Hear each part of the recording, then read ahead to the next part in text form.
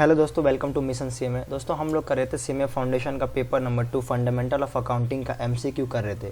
ये एमसीक्यू वही है जो हमारे इंस्टीट्यूट ने अपने वेबसाइट पे अपलोड किए हुए हैं। अब ये हमारा सीरीज़ नंबर 2 यानी पार्ट 2 है। पार्ट 1 ऑलरेडी मैं अपलोड कर चुका हूँ।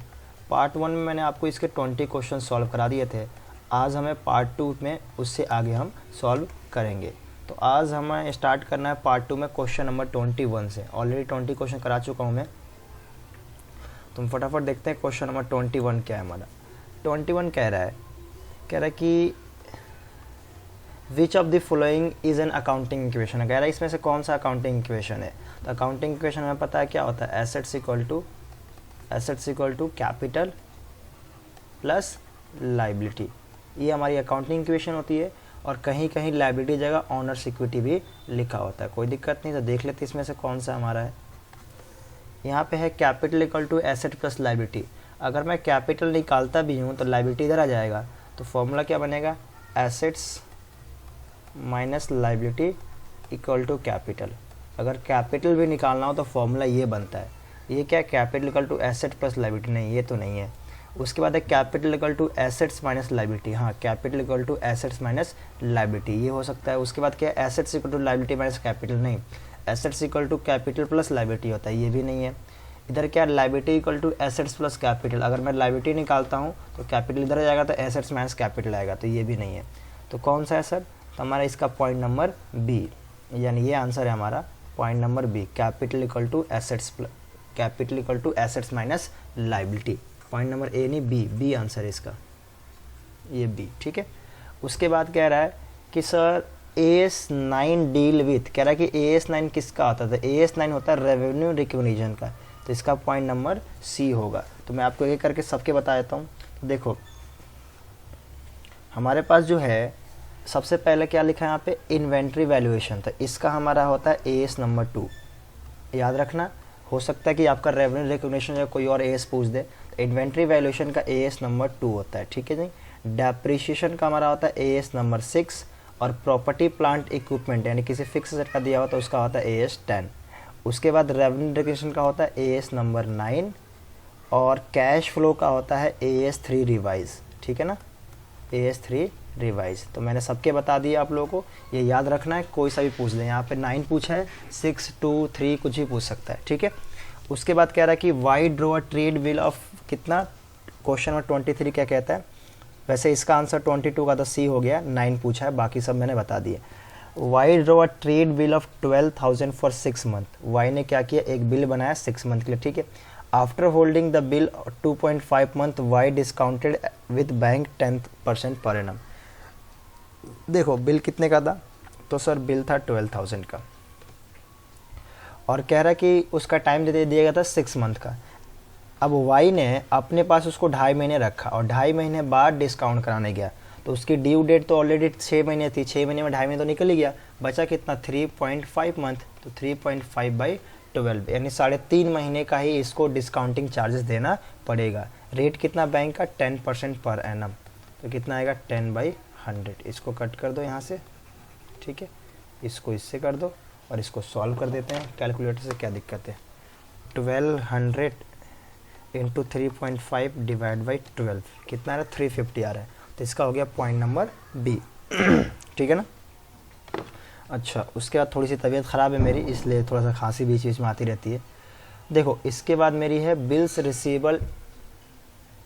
Receivable book is the part of. कह रहा है कि बिल्स रिसीवेबल किसका पार्ट होता है, किस चीज़ का पार्ट होता है, जनरल का, लेजर का। इन दोनों का तो होगा नहीं, भूल ही जाओ। इसका तो होना नहीं है हमें, जो लास्ट में हमें दिया है वहाँ पे, इसका तो होना नहीं है। इन दोनों में से कोई एक होगा। कौन सा होगा, जनरल। क्यों सर जनरल क्यों होगा, देखो मैंने पढ़ाया था आप लोगों को, ये तो टॉपिक में पढ़ा ही चुका हूँ। देखो हमने जनरल को ना 2 पार्ट में डिवाइड किया था। जनरल को हमने 2 पार्ट में डिवाइड किया था। एक को हमने कहा था जनरल और दूसरे को हमने कहा था स्पेशल बुक, है ना, या सब्सिडरी बुक। यानी जनरल की ही एक कैटेगरी है जिसको हम बुक बोलते हैं। परचेज बुक, ये क्या है, परचेज बुक, सेल बुक, ये सब क्या है, जनरल की एक कैटेगरी ही है। ठीक है ना। तो हम अगर कोई पूछता है कि सेल बुक कहाँ जाएगा, परचेज बुक किसी कैटेगरी है, तो हम बोल देंगे is a part of general. ये जनरल का पार्ट होता है। ठीक है ना, लेजर का पार्ट नहीं होता।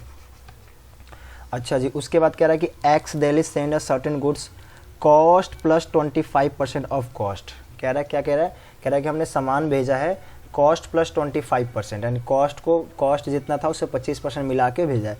इनवाइस वैल्यू कितनी है उस गुड्स की, तो इनवाइस वैल्यू कितनी है 1,20,000 rupees. 4/5 of above goods sold by consignee at 1 lakh rupees, और इसका 4/5 गुड्स 1 लाख रुपये में बेच दिया गया। तो पहली बात देखते हैं कि इसकी इनवाइस कितनी थी। इनवाइस का मतलब क्या होता है, इनवाइस वैल्यू का मतलब होता है कॉस्ट प्लस प्रॉफिट। एक बात हमेशा ध्यान रखना, इनवाइस का मतलब होता है RS, यानी जितने की हमने उसको वैल्यू बोलनी है बेचने की, ठीक है। तो यानी cost plus profit, profit already include उसके अंदर होता है। अब यहाँ पे क्वेश्चन क्या कहता है कि 1,20,000 का गुड्स था और उसको हमने क्या कर दिया, उसमें से 4/5 गुड्स हमने 1 लाख में बेच दिया। आगे क्या कह रहा है, कमीशन 2% अप टू इनवाइस।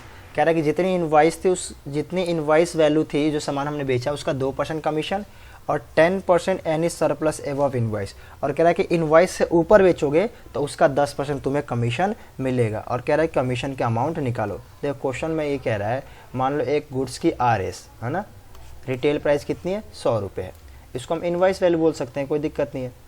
अब भाई इसको अगर आपने 120 रुपये में बेच दिया तो आपने इनवाइस वैल्यू से भी ऊपर बेचा है। तो क्वेश्चन ये बोला है कि जो आपने इनवाइस वैल्यू से एक्स्ट्रा बेचा है, ये 20 रुपीज़ जो आपने एक्स्ट्रा बेचा है इनवाइस वैल्यू से, उसको आपको 10% कमीशन मिलेगा। और जो इनवाइस वैल्यू थे यानी 100 रुपये, उस पर आपको 2% का कमीशन मिलेगा। आई होप आपको क्वेश्चन समझ में आ गया हो। तो अब देखते हैं इसमें निकालना क्या है, हमें कमीशन निकालना है। पहले मैं इसको रफ कर देता हूँ। तो अब देखो क्या कहता है, हमारे पास इनवाइस वैल्यू कितनी थी, तो सर इनवाइस वैल्यू थी 1,20,000 की टोटल गुड्स। कितने बेचा गया उसमें से 4/5 बेचा गया। तो अगर मैं इसका 4/5 निकालता हूँ तो कितना आएगा, 1,20,000 डिवाइड बाई 5 इंटू 4 96,000। यानी जो गुड्स मैंने बेची है उसकी इनवाइस वैल्यू कितनी थी, तो सर उसकी इनवाइस वैल्यू थी 96,000, है ना। अरे टोटल नहीं बेचा ना, 450 तो बेचा है, तो उसकी इनवाइस वैल्यू कितनी थी 96,000। सेल कितने में कर दी मैंने सेल किया है उसको, मैंने उसको सेल कर दिया है 1 लाख में। सिंपल सी बात है। तो अब मुझे बताओ एवव इनवाइस कितना है, यानी इनवाइस से ज़्यादा कितने में बेचा है, तो सर इनवाइस से ज़्यादा आपने 4,000 रुपये ज़्यादा बेचे। क्वेश्चन में क्या बोला था कि जो आप इनवाइस से ज़्यादा बेचोगे उसका आपको 10% मिलेगा, ठीक है ना। तो 4,000 का 10% मेरे को कमीशन यहाँ से मिलेगा। 10% कितना आएगा 400, ये कमीशन एक मिलेगा मेरे को।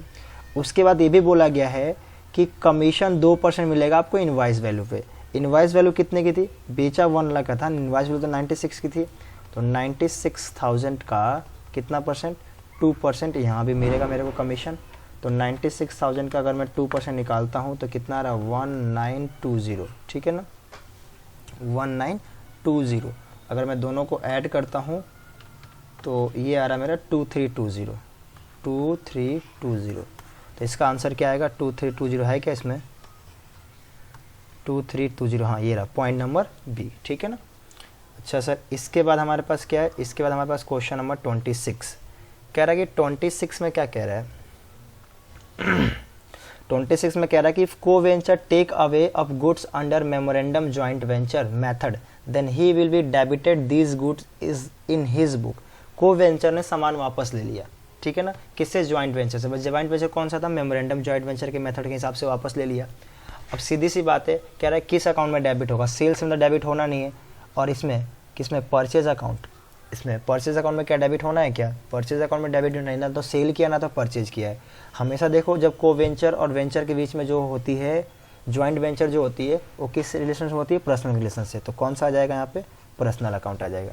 Eight the end of the year bad डेप्ट रिकवर अकाउंट इज, हमने बैड डेप्ट रिकवर किया, तो बैड डेप्ट रिकवर किया तो क्या होगा इसका, कह रहा है कि इज क्या होगा, debit to debtor account, credit to debtor account, credit to profit and loss account, debit to profit and loss account. देखो बैड डेप्ट हम रिकवर करते हैं ना, तो बैड डेप्ट जो हम रिकवर करते हैं हमारा होता है इनकम, सीधी सी बात है। तो वैसे तो इसकी एंट्री ये बनती है कैश अकाउंट डेबिट या बैंक अकाउंट डेबिट, जिससे पैसा आपको मिला है। मतलब जो बैड डेप्ट रिकवर होगा या तो कैश में मिलेगा या किस में मिलेगा, बैंक में मिलेगा, चेक में मिलेगा। कैश है बैड डेप्ट टू बैड डेप्ट रिकवर अकाउंट, एंट्री ये बनती है बैड डेप्ट रिकवर्ड अकाउंट। और ये बैड डेप्ट रिकवर हमारे लिए क्या होता है, ये होता है हमारे लिए इनकम, ठीक है ना। तो वैसे तो कैश में डेबिट होता है और बैड डेप्ट रिकवर में क्रेडिट होता है, ये, लेकिन यहाँ पे क्या पूछा, एट द एंड, लास्ट में, यानी जो आपने बैड डेब्ट रिकवर किया है वो लास्ट में कहाँ जाएगा, तो ये मेरे लिए इनकम है, और इनकम है तो कहाँ जाएगा, नॉर्मल अगर बोलता बैड डेब्ट रिकवर अकाउंट में किधर जाएगा तो बोलता credit side, credited to bad डेब्ट अकाउंट, ये मैं इधर टिक कर देता, बट ये ऑप्शन है नहीं।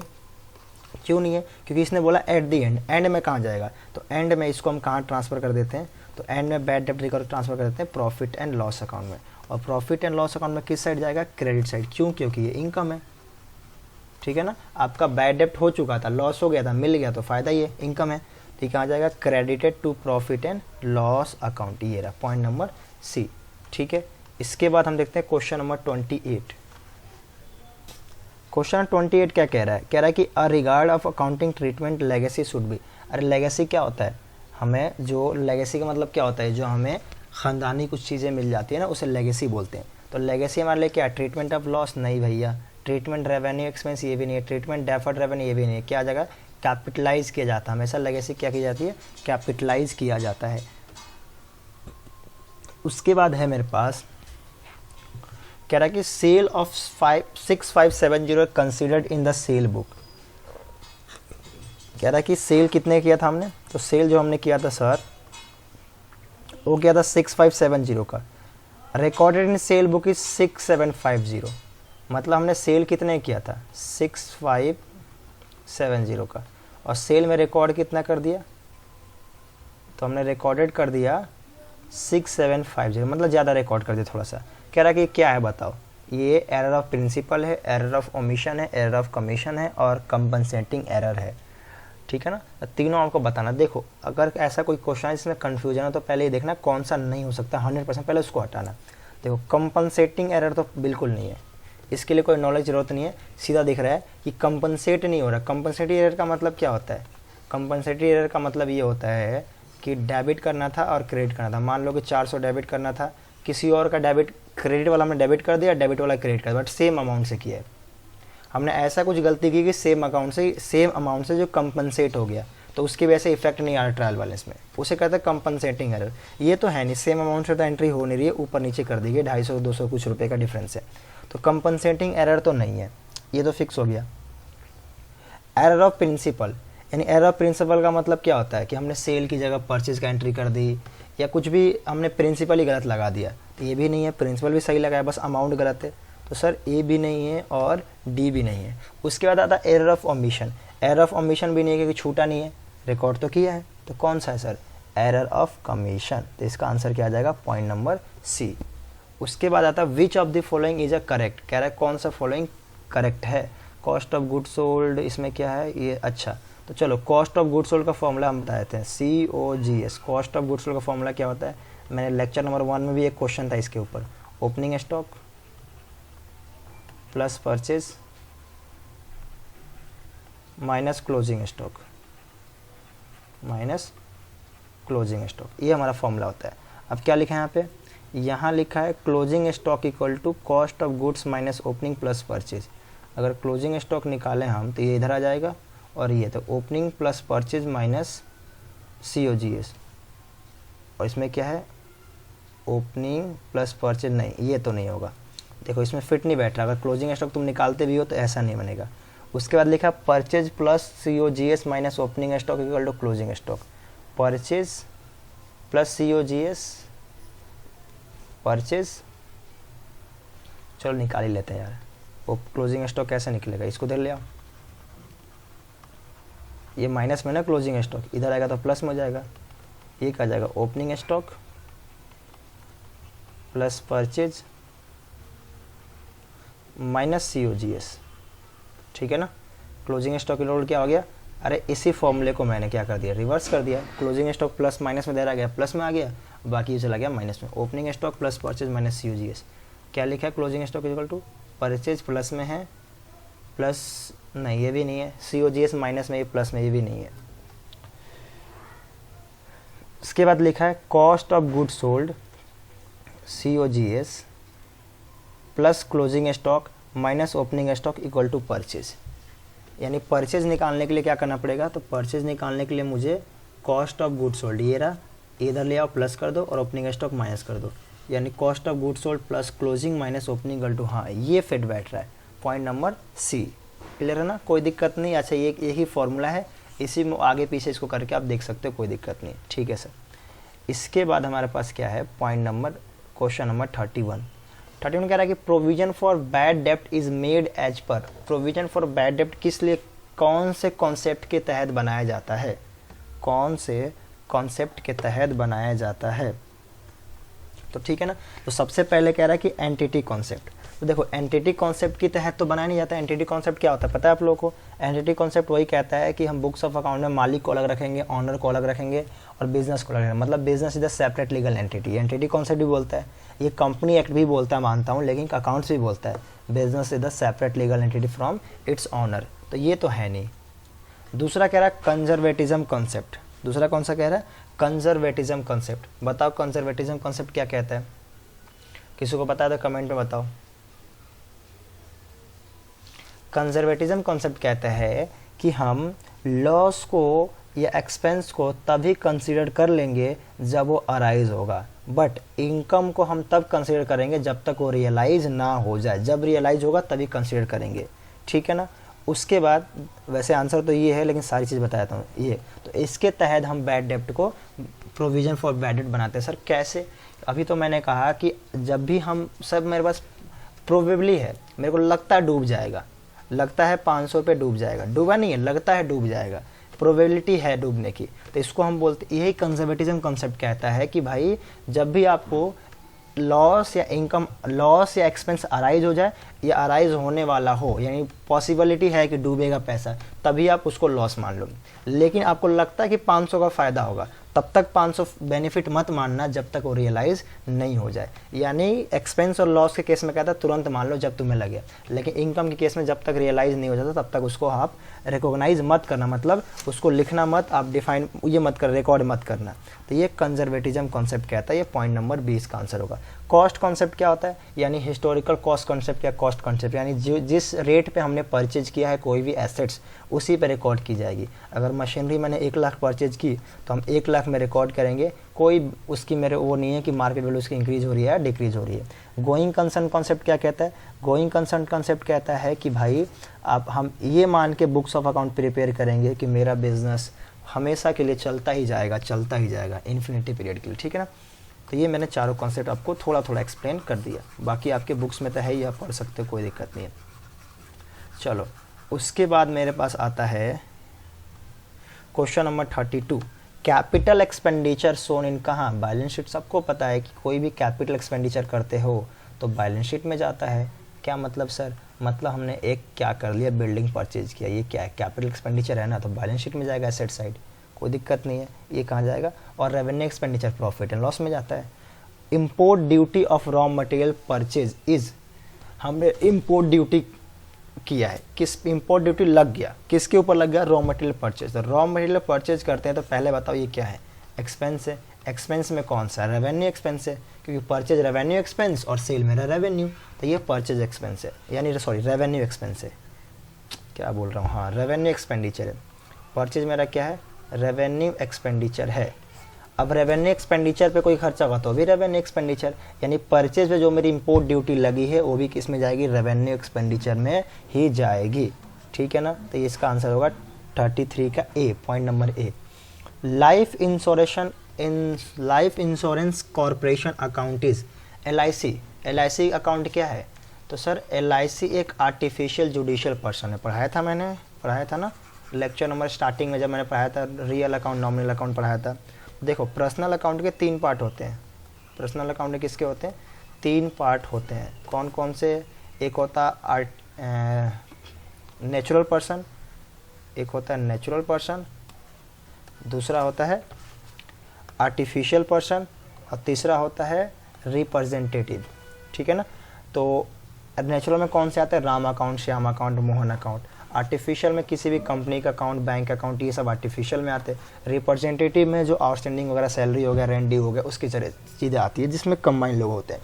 तो ये मेरा क्या हो गया? Artificial personal account. ठीक है ना। LIC पढ़ा है ना। Companies artificial judicial person, company एक अलग पर्सन है। देखो ये कोई भी बिजनेस हो गया, टाटा मान लो, टाटा है, टाटा कंपनी एक पर्सन है बट आर्टिफिशियल है। राम, राम एक पर्सन है, बट क्या है ये, राम नेचुरल पर्सन है। तो यही LIC क्या है, LIC एक आर्टिफिशियल पर्सन है, ठीक है ना, पर्सन तो है बट कौन सी है, आर्टिफिशियल है। तो देखो, goods taken from business for personal use by proprietor should be credited to, ध्यान से देखना, यहाँ पे बोला है क्रेडिटेड टू, ठीक है ना, एग्जाम में बोल देगा डेबिटेड टू, कुछ भी बोल सकता है, तो ध्यान रखना। देखो, अगर कोई पर्सन, कोई प्रोप्राइटर पर्सनल यूज के लिए गुड्स निकालता है तो उसकी जनरेटरी क्या बनती है, अगर गुड्स निकालेगा तो हम उसको परचेज से लेस कर देते हैं, यानी drawing account debit to purchase account, ठीक है ना। और अगर वो कैश निकालता है तो बनता है drawing account debit, drawing account debit to cash account, ठीक है ना। ये एंट्री बनती है ड्राइंग की, अगर गुड्स के केस में ये एंट्री बनती है, और अगर कैश विड्रॉल किया है या बैंक से विड्रॉल किया है तो यहाँ पे कैश या बैंक की एंट्री बनती है। अब यहाँ पे आपको कुछ भी पूछे कोई दिक्कत नहीं है, डेबिटेड पूछे, क्रेडिटेड पूछे, फिलहाल क्या पूछा है, करेक्ट गुड्स लिया गया है, कहाँ क्रेडिट होगा, तो परचेज अकाउंट में क्रेडिट होगा। किधर गया परचेज, है क्या इसमें, हाँ ये रहा, परचेज जाएगा। अगर बोलता गुड्स लिया है डेबिट कहाँ होगा, तो ड्राइंग में। अगर बोलता है कैश में निकाला है और डेबिट कहाँ होगा, तो कैश में निकाला डेबिट कहाँ होगा, तो ड्राइंग में। कैश निकाला क्रेडिट कहाँ होगा, तो क्रेडिट कहाँ हो रहा है, कैश में। जो बोले कर दो, एंट्री आनी चाहिए, बस कहानी खत्म। अब कह रहा है cash book with discount and bank column is called. देखो, कैश बुक हमारे पास क्या होते हैं, single column cash book, double column cash book और ट्रिपल कॉलम कैश बुक, 3 तरह कैश बुक होते हैं। ये भी मैंने पढ़ाया था आप लोगों को। ये लेक्चर्स हैं जो मैं बोल रहा हूँ, ये अपलोड है, 12-13 लेक्चर तो अपलोड मैंने कर ही दिया था। ये मेरा कैश बुक है, ठीक है ना। कैश बुक में सिंगल कॉलम में सिर्फ कैश का कॉलम होता है, सिर्फ किसका होता है, कैश का कॉलम होता है। डबल कॉलम में कैश और बैंक दोनों का होता है, ठीक है ना। और ट्रिपल कॉलम में क्या होता है, कैश, बैंक और डिस्काउंट, कैश, बैंक और डिस्काउंट तीनों का होता है। तो अभी क्या बोला, कैश बुक विद डिस्काउंट भी कॉलम है और बैंक कॉलम भी है। कैश बुक तो है ही, उसमें बैंक और डिस्काउंट दोनों और इंक्लूड है, यानी कौन सा हो जाएगा इसका, ट्रिपल कॉलम कैश बुक, ठीक है ना। कोई दिक्कत नहीं है, सिंगल कॉलम में सिर्फ कैश का, डबल कॉलम में कैश और बैंक दोनों का। ये नहीं बोलना कि सर डबल कॉलम में डिस्काउंट और बैंक का लिखेंगे, ऐसा नहीं होता, डबल कॉलम में कैश और बैंक का होता है, ठीक है ना। फिर से लिख देता है यहाँ पे, सिंगल कॉलम में किसका होगा, तो सिंगल वाले में कैश बुक, सिर्फ कैश का, डबल में कैश एंड बैंक का, और ट्रिपल कॉलम में कैश, बैंक और डिस्काउंट का, ठीक है। उसके बाद बोला है the periodical of total return inward day book is posted to. देखो, कह रहा है कि टोटल रिटर्न इनवर्ड, इन रिटर्न इनवर्ड का मतलब क्या होता है, सेल रिटर्न, ठीक है ना, सेल्स रिटर्न। अब सेल रिटर्न का टोटल कहाँ पोस्ट होगा, तो भाई सेल रिटर्न का टोटल कहाँ पोस्ट होगा, है क्या, डे बुक है ना, क्या बोला, डे बुक। और मैंने कहा अभी बोला था पीछे कि जो डे बुक होता है, यानी कोई सा भी बुक हो तो पार्ट ऑफ जनरल होता है, यानी जनरल को 2 पार्ट में बांटा गया था, जनरल और किसी बुक में, परचेज बुक, सब्सिडरी बुक जिसको आप बोलते हो, purchase book, cell book, day book, ये बुक जो बोला बुक बोला, ठीक है। तो ये मेरा है सेल रिटर्न। सेल रिटर्न में कौन सा है, तो सेल रिटर्न का सब्सिडरी बुक्स, यानी बुक है, डे बुक है। तो ये कहाँ जाएगा, जनरल के बाद कहाँ जाता है, लेजर में तो जाता है सर, तो ये भी तो जनरल ही है, नाम है बुक, छोड़ो ना, सब्सिडरी बुक जनरल का पार्ट ही होता है, तो जाएगा तो लेजर में ही ना। तो कहाँ जाएगा, अच्छा सॉरी क्या बोला, क्वेश्चन क्या बोला, ध्यान से बोला, पोस्टेड टू। अच्छा, पोस्टेड टू कहाँ, ट्रांसफर थोड़ी बोला है, डेबिटेड टू सेल्स बुक, नहीं, debited to sale return book, हाँ इसमें जाएगा, सेल रिटर्न अकाउंट में जाएगा, लेजर में किस में जाएगा, सेल रिटर्न अकाउंट में जाएगा, कोई दिक्कत नहीं है, ठीक है ना। अरे सेल अकाउंट क्या होता है, क्रेडिट, और सेल रिटर्न अकाउंट क्या होता है, डेबिट, तो किस में जाएगा, डेबिट में जाएगा। अच्छा, उसके बाद हमारे पास क्या है, आगे चलते हैं, क्वेश्चन नंबर 38 है। 38 में कह रहा है कि प्रोसेस ऑफ ट्रांसफरिंग, हाँ यहाँ वाला क्वेश्चन मैंने ऊपर ही समझा दिया, process of transfer of entries from day book to ledger. हमने डे बुक से लेजर में ट्रांसफ़र करना है, उसको हम क्या बोलते हैं, पोस्टिंग इनटू लेजर। किधर गया, general posting, balancing, transfer, ledger posting, ये रहा, ठीक है ना। जनरल से लेजर में भेजोगे तो भी पोस्टिंग जनरल, तभी लेजर पोस्टिंग बोलते हैं, या बुक से लेजर भेजो तो भी लेजर पोस्टिंग ही बोलते हैं। बुक और जनरल एक दूसरे का पार्ट है, क्लियर है ना। Which of the financial statement represent the accounting equation, कह रहा है कौन सा फाइनेंशियल स्टेटमेंट अकाउंटिंग इक्वेशन को शो करता है। Assets equal to capital plus liability, ये हटाओ इसको। Which of the financial statement represent accounting equation as assets equal to liability plus capital, capital plus liability बोलो, लाइबिलिटी प्लस कैपिटल बोलो, जो बोलना बोलो। कह रहा है कि कौन सा होता है, इनकम स्टेटमेंट में ऐसा कुछ तो होता नहीं, कैश फ्लो में नहीं होता, बैलेंस शीट में, ठीक है। अरे बैलेंस शीट में तो होता है बोथ साइड इक्वल, ये मेरी लाइबिलिटी होती है, इधर मेरा एसेट्स होता है, ठीक है ना। यहाँ पे क्या होता है कैपिटल, और यहाँ पे बाकी सारी अदर लाइबिलिटीज़ होती हैं, होती कि नहीं होती बैलेंस शीट में। और इसका जो टोटल होता है, टोटल एसेट के बराबर आता है कि नहीं आता है, तो फॉर्मूला क्या बन गया, यहाँ पे टोटल एसेट्स होते हैं, तो assets equal to capital plus liability का टोटल, ठीक है। तो इसका बैलेंस शीट हम बोलेंगे, किस में शो होता है, बैलेंस शीट में, ठीक है sir. Question number 40, depreciation account is close eight the end of year. Depreciation क्या है मेरे लिए, डेप्रिसिएशन एक्सपेंस है, और उसको क्लोज करते समय कहाँ ट्रांसफर करेंगे, तो प्रॉफिट एंड लॉस अकाउंट में, डेबिट साइड। अगर बोलता डेबिट तो डेबिट ही बोल देता मैं, लो डेबिट साइड जाएगा, और क्या दिक्कत है। डेप्रिसिएशन आपके लिए एक्सपेंस है ना, तो डेप्रिसिएशन लास्ट में, ध्यान से क्वेश्चन पढ़ना, कहना क्या चाहता है। यहाँ पे बहुत सारे बच्चे प्रोविजन फॉर डेप्रिसिएशन या फिक्स एसेट अकाउंट लगा देंगे फटाफट। भाई मेरा ये कह रहा है कि लास्ट में, ईयर एंड में हम उसको कहाँ ट्रांसफ़र करेंगे, प्रॉफिट एंड लॉस अकाउंट में। आपने 11th क्लास में प्रॉफिट एंड लॉस अकाउंट पढ़ा हुआ था, यहाँ पे लिखते थे to depreciation on machinery furniture, जो भी लिखते थे, तो प्रॉफिट एंड लॉस में किस साइड जाएगा, डेबिट साइड जाएगा। वैसे डेबिट क्रेडिट नहीं पूछा, सिर्फ नाम पूछा, प्रॉफिट बता दो, प्रॉफिट एंड लॉस अकाउंट बदल वो लिख दो, बहुत है, ठीक है ना। अच्छा सर, इसके बाद क्वेश्चन नंबर 41 क्या कहता है, कह रहा है कि the original cost of machine is 19 lakh, ठीक है सर। कॉस्ट कितनी हमारे मशीन की, 19 लाख रुपए है, अच्छी बात है। उसके बाद बोला है इंस्टॉलेशन चार्जेस कितना है, 1 लाख रुपये। मैंने क्या कहा था, मैंने बताया था कि किसी भी फिक्स एसेट्स का अगर इंस्टॉलेशन चार्ज हो तो उसके कॉस्ट में ऐड कर दी जाती है। तो मेरे लिए टोटल कॉस्ट हो जाएगा 20 लाख रुपीज़, 20 लाख रुपए, अच्छी बात है।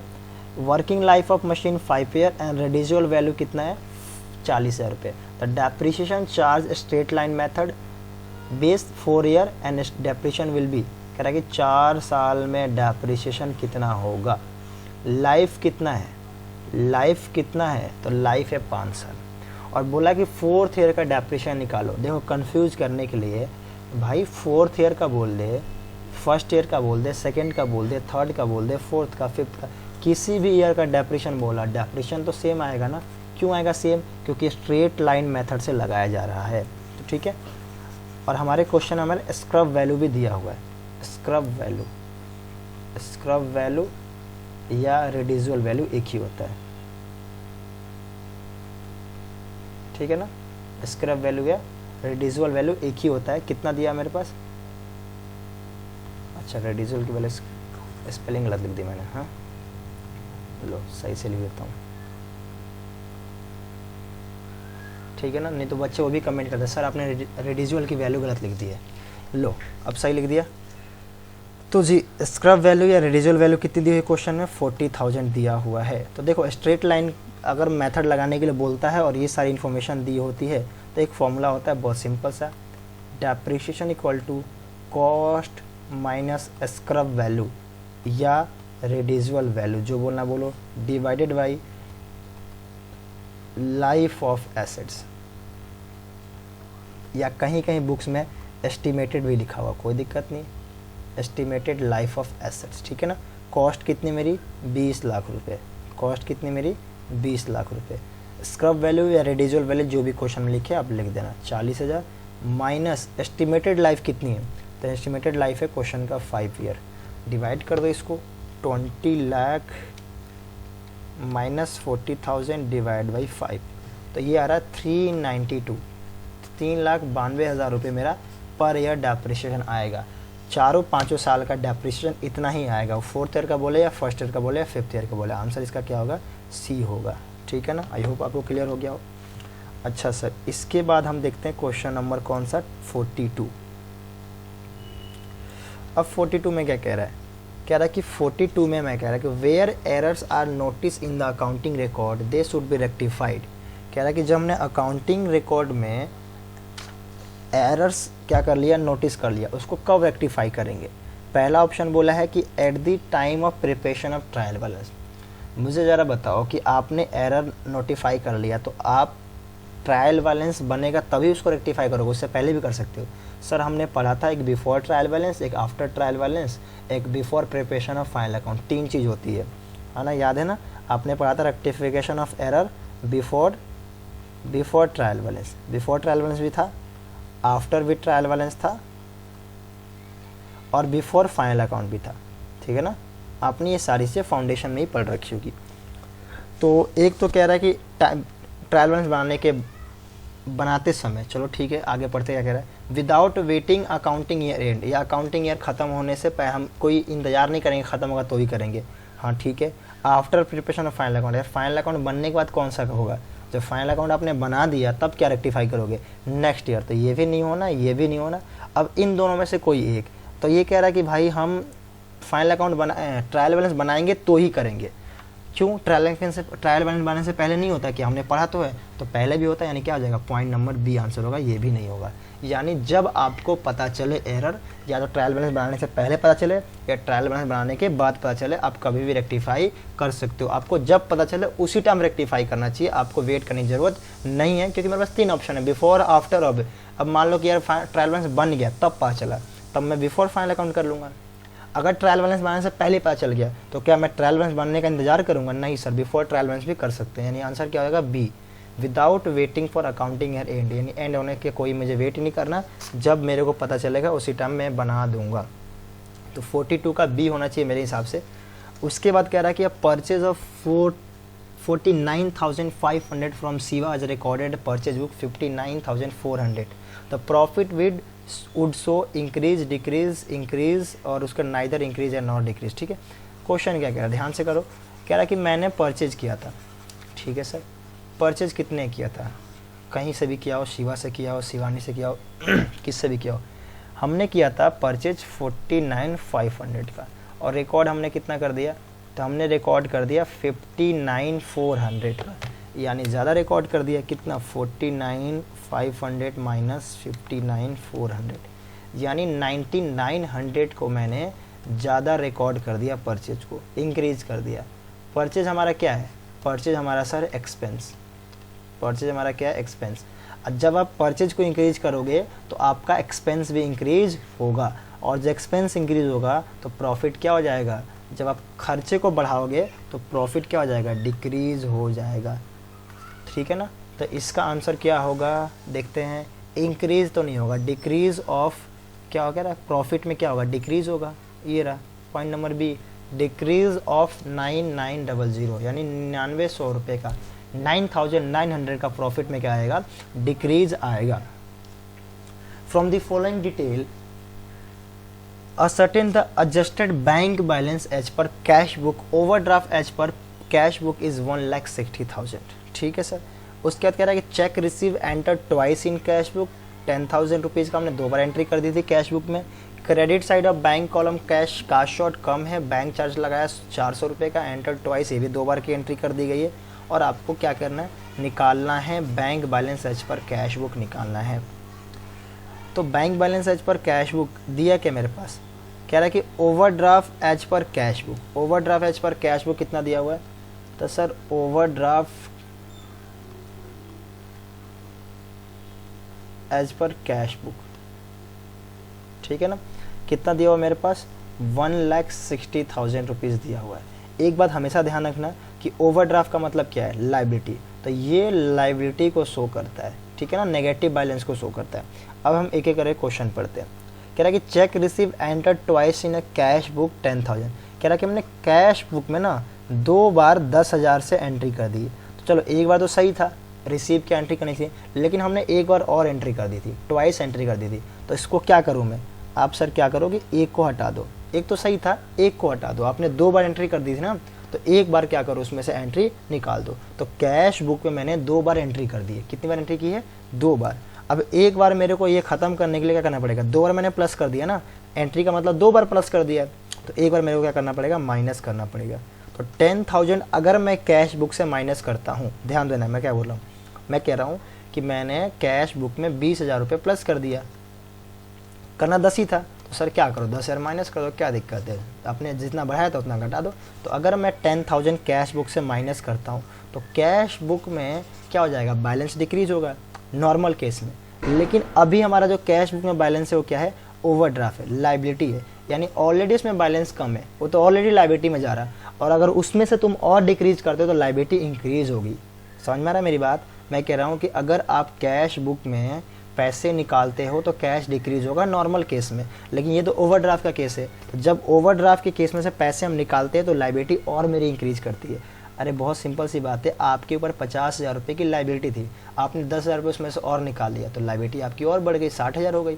सिंपल सी बात है, लाइबिलिटी केस में अगर पैसे निकालोगे तो आपको क्या होगा, लाइबिलिटी इंक्रीज होगा, यानी हम प्लस कर देंगे कितना, 10,000 रुपीज़। अच्छा सर, उसके बाद क्या कह रहा है, credit side of bank column का शॉर्ट कह रहा है कि क्रेडिट साइड हमने कम कर दिया था, क्रेडिट साइड हमने क्या कर दिया था, कम कर दिया था। तो क्रेडिट साइड बैंक कॉलम, तो बैंक कॉलम का क्रेडिट साइड कितना कम था, 1,000 रुपये कम था। क्रेडिट साइड क्या डिफाइन करता है, बैंक कॉलम का डेबिट साइड जब कैश मेरे पास आता है और क्रेडिट साइड जब मेरे पास पैसा जाता है। तो पैसे जाने वाली की साइड में यानी क्रेडिट साइड यानी डिक्रीज साइड 1,000 रुपये कम है, तो इस साइड 1,000 रुपये और इंक्रीज करो, है ना। क्रेडिट साइड क्या बताता है, क्रेडिट साइड बताता है पेमेंट साइड को ना, पैसा जाने का क्रेडिट साइड और आने का डेबिट साइड तो क्रेडिट साइड कम है ना, यानी पेमेंट 1,000 रुपये से कम है, तो 1,000 रुपये का पेमेंट मुझे और करना पड़ेगा। और फिर सेम वही सिचुएशन, ओवरड्राफ्ट के केस में आप पेमेंट करते हो तो और आपकी क्या हो जाएगी, लाइबिलिटी बढ़ेगी, तो ये भी आपको क्या करना पड़ेगा, 1,000 रुपीज़ प्लस करना पड़ेगा। उसके बाद कह रहा है कि बैंक चार्जेस अमाउंटिंग 400 ट्वाइस, और बैंक ने 2 बार चार्जेस काट लिया, बैंक ने क्या कर दिया, 2 बार चार्जेस काट लिया, यानी बैंक ने यहाँ पे क्या कर दिया, 400 और 400 2 बार माइनस कर दिया, तो एक बार प्लस कर दो। और जब आप बैंक चार्ज वापस देगा तो मेरा अकाउंट में पैसा बढ़ेगा। जब बैंक चार्ज, मान लो हमारे बैंक से 800 रुपये कट गए थे, 400 रुपये वापस आ गए, तो 400 जब वापस आएंगे तो मेरा बैंक का अमाउंट क्या हो जाएगा, इंक्रीज होगा ना, बढ़ेगा। और जब मेरा पैसा बढ़ेगा, जब मेरा पैसा बढ़ेगा तो मेरी लाइबिलिटी घटेगी, जब मेरा पैसा बढ़ेगा तो मेरी लाइबिलिटी क्या हो जाएगी, घटेगी। तो यहाँ पे ये 400 क्या हो जाएगा, माइनस हो जाएगा, ठीक है ना। ये कितना आ गया, 1,60,000 प्लस 10,000 प्लस 1,000 माइनस 400, ये आ रहा 1,70,600, ठीक है ना। ये ओवरड्राफ्ट ही आएगा, क्योंकि नेगेटिव आता तो मैं चेंज कर देता। तो हमारा आंसर क्या आएगा, ओवरड्राफ्ट में आएगा। क्या लिखा आंसर, देखते हैं। अच्छा, इसका क्या था, इसका ये था और इसका आई थिंक ये था बी, ठीक है ना। 44 का मेरा है 1,70,600, यानी पॉइंट नंबर डी, 44 का डी होना चाहिए,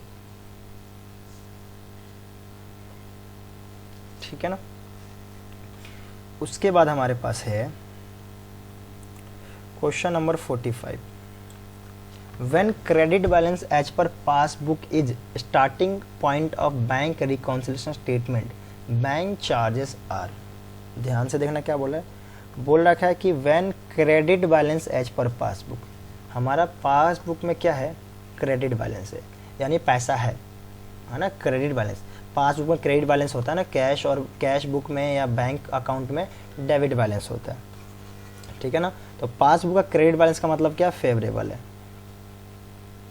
इसका क्या है, फेवरेबल बैलेंस है। सिंपल सी बात है ना, आपने पासबुक देखना, वहाँ पे लिखा होता है क्रेडिट, यानी इतना पैसा इसके उन्होंने ऑलरेडी है, तो क्रेडिट बैलेंस यानी फेवरेबल है, सही है। अब कह रहा है कि स्टार्टिंग पॉइंट मेरा बैक्स क्या है, starting point of when credit balance as per passbook is starting point of bank reconciliation statement, ठीक है ना। तो bank charges are, bank charges are, अब बैंक चार्जेस लगाया गया है, कह रहा है कि सब्ट्रैक्टेड होगा या एडेड होगा या आइदर ए और बी, और वो कह रहा है नॉन ऑफ दी दिस। हमने बैंक चार्ज लगा दिया, हमने बैंक चार्ज लगा दिया। तो अब ज़रा मुझे बताओ, देखो नॉर्मल ध्यान से मैं बता रहा हूँ, सुनो देखो। बहुत सारे बच्चे बोलेंगे सर सब्ट्रैक्ट होगा, बहुत सारे बच्चे बोलेंगे सब्ट्रैक्ट होगा, क्योंकि आपको देखो मैं बता रहा हूँ, मेरे पास क्रेडिट बैलेंस है, फेवरेबल बैलेंस, सही है। अगर बैंक चार्ज लगता है तो बैंक क्या होता है, बैंक पैसा काट लेगा, बैंक चार्ज लेगा तो क्या हो जाएगा, यहाँ से पैसा माइनस हो जाएगा, कट जाएगा पैसा, कोई दिक्कत नहीं है, तो माइनस होगा सर। अरे ये थोड़ी पूछ रहा हूँ, बैंक रिकॉन्सिलिएशन स्टेटमेंट कर रहे हैं, क्या कर रहे हैं, बैंक रिकॉन्सिलिएशन स्टेटमेंट, इसमें क्या होता है, पासबुक को कैश बुक से मैच करना होता है या कैश बुक को पासबुक से मैच करना होता है। अब जिसका बैलेंस दिया होता है उसके हिसाब से हम चलते हैं। अभी फ़िलहाल किसका बैलेंस दिया है, पासबुक का, तो बैंक चार्जेस क्या हो गया होगा, पासबुक से माइनस हो गया होगा। लेकिन कैश बुक से तो माइनस हुआ नहीं, कुछ नहीं हुआ। कैश बुक से यानी पासबुक से जब बैंक चार्ज लगेगा, पढ़ा है ना आप लोगों ने, कंफ्यूज नहीं होना, बैंक जब चार्ज लगाएगी तो पासबुक से हो जाएगा डिक्रीज। ये बात क्लियर है।